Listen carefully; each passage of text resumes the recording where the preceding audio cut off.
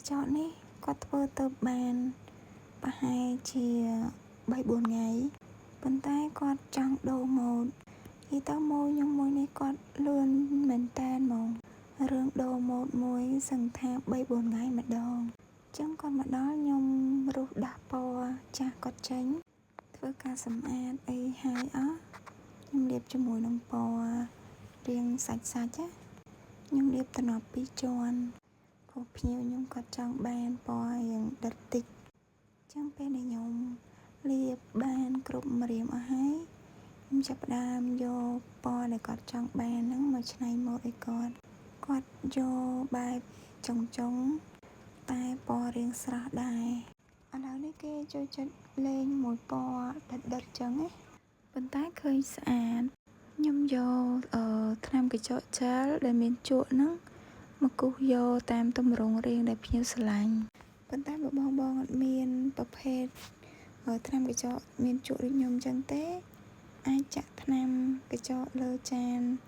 យើងគូអីទៅហើយយកជក់មកប្រើវិញក៏បានដែរនិយាយទៅយើងបត់បែនទៅតាមអ្វីដែលយើងមាននិយាយពីថាជាងកញ្ចក់មួយកំពូលច្នៃប្រឌិតដែរតោះតែជាងដូចគ្នាមិនដឹងមិនយល់ជួនកាលភ្ញៀវស្រឡាញ់ពណ៌គូសម៉ូដនេះម៉ូដនោះអត់មានអីចឹងយើងអាចលាយពណ៌លិចកាទៅបានម៉ូដភ្ញៀវចង់បានហើយគាត់ថាកញ្ចក់យើងមិនអាចធ្វើឲ្យដូចម៉ូដដែរភ្ញៀវចង់បាន 100% អាចដូចពី80ទៅ90% ចឹងទៅចឹងបន្ទាប់ពីខ្ញុំគូសបូហើយខ្ញុំដាក់ត្បូងមួយឲ្យគាត់ហើយដាក់ត្បូងហ្នឹងគាត់ចង់ហ៊ានដាក់ទៀតណាគាត់និយាយទៅស្រឡាញ់បែបលាតហ្មងតែខ្ញុំចេះតែបង្ខំគាត់ថាដាក់មួយទៅហើយវាជួយលើកសម្រស់កញ្ចក់បន្តិចទៀតចឹងណាគាត់ក៏ព្រមតាមនិយាយទៅភ្ញៀវខ្ញុំគាត់ស្រួលដែរឲ្យតែខ្ញុំ recommend ប្រាប់គាត់តិចតួចបន្ថែមម៉ូដតិចតួចអីចឹងគាត់អូខេតាមហើយបន្ទាប់ពីដាក់ត្បូងអីហើយខ្ញុំលាបមួយទឹកកន្លងពេលលាបទឹកកន្លងហ្នឹងខ្ញុំបិទចុងតិចដែរ